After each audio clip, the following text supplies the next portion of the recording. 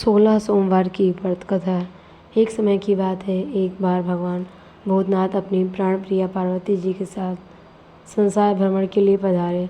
घूमते घूमते वे विदर्भ शांतगर्द अमरावती नामक नगर में पहुँचे। वहाँ की शोभा उन्हें भा गई। वे एक शिवालय में ठहर गए। एक दिन पार्वती जी की इच्छा चौसर खेलने की हुई।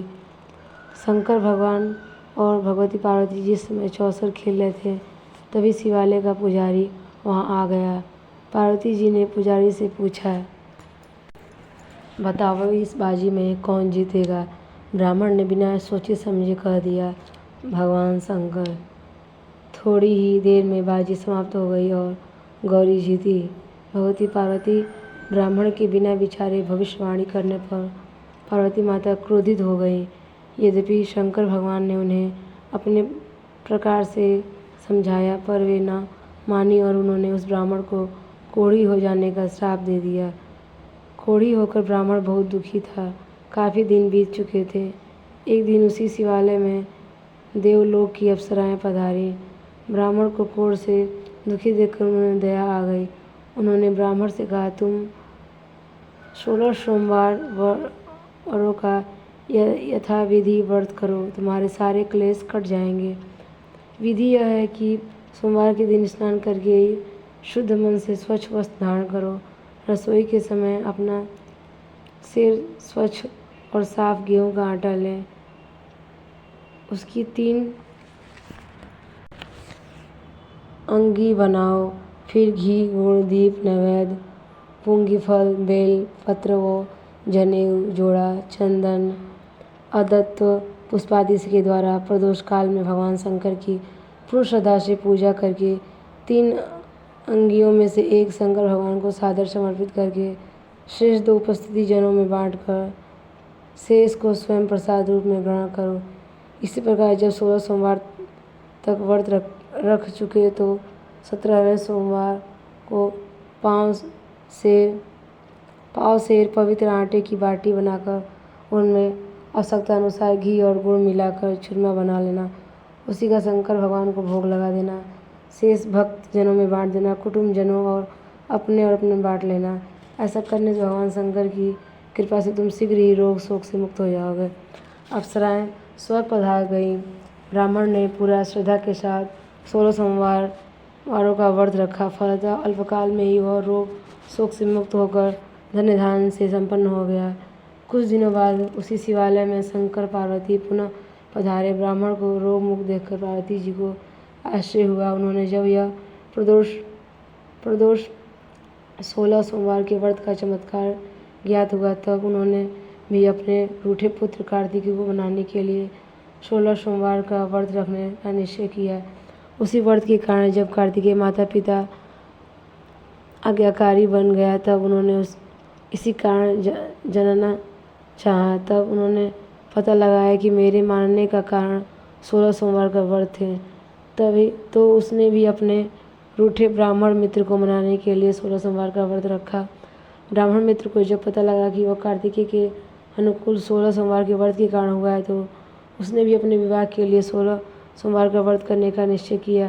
व्रत पूरा करने के बाद वह एक कार्य से दूसरे राज्य में गया। उस राज्य ने प्रतिज्ञा की थी कि मेरी सजी सवारी हाथिनी जिस युवक के गले में पुष्पों की माला डाल देगी, उसी के साथ मैं अपनी इकलौती राजकुमारी का विवाह करूंगा।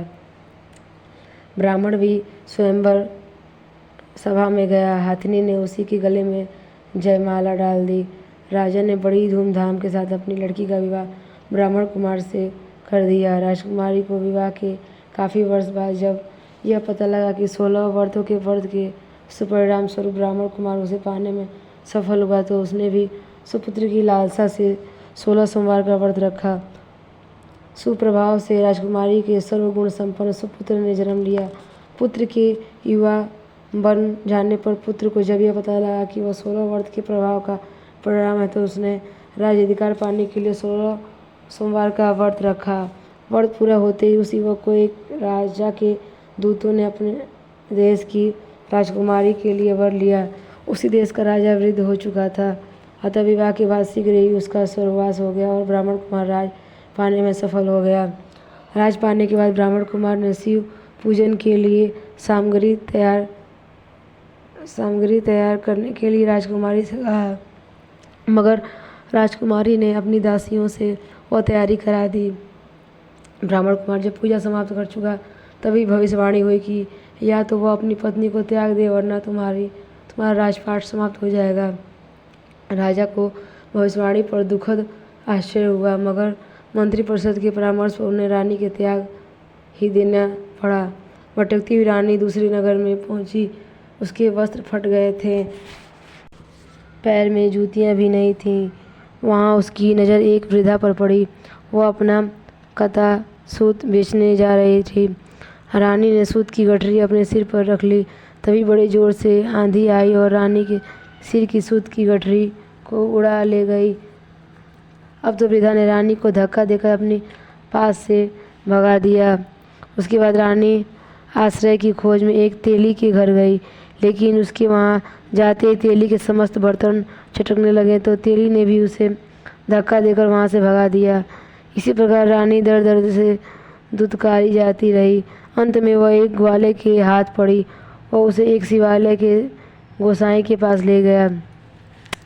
रानी ने गोसाई जी से सारी आप विधि का सुनाई। उन्होंने रानी पर दया आ गई। उन्होंने रानी को अपने आश्रम में आश्रय दे दिया। रानी जिस चीज़ को छूती वह बिगड़ जाती, पानी और भोजन में कीड़े पड़ जाते हैं। इस प्रकार गोसाई जी बड़े दुखी हुए। उन्होंने शंकर भगवान की अनेक प्रकार से विनती की और रानी को 16 सोमवार के व्रत करने का आदेश दिया। रानी ने बड़ी श्रद्धा भक्ति के साथ 16 सोमवार का व्रत रखा। 17वें सोमवार के बाद ब्राह्मण कुमार को स्वप्न आया। दूसरे दिन उसने दूतों को रानी की खोज में चारों ओर दौड़ाया। दूत रानी को खोजते खोजते गोसाई आश्रम में भी जा पहुँचे, मगर गोसाई जी ने रानी को विदा करने से इनकार कर दिया। राजा को जब सारे समाचार ज्ञात हुए तो वह स्वयं गोसाई जी की सेवा में उपस्थित हुआ। रानी ने अपने पति को पहचान लिया। गोसाई जी ने सभी हाल सुनकर शंकर की कोप की बात जानकर रानी को राजा के साथ विदा कर दिया। राजा रानी जब राजधानी में पहुँचे तो राजा के बड़े उत्साह के साथ उनका स्वागत सत्कार किया गया। राजा ने अपनी प्रजा हितकारी अनेक काम किए। शंकर की कृपा से राजा रानी ने अपने वर्ष तक राजपाट का सुख भोगा और काफ़ी लंबा आयु सुखपूर्वक संसार भोग कर शिवलोक को प्रस्थान किए।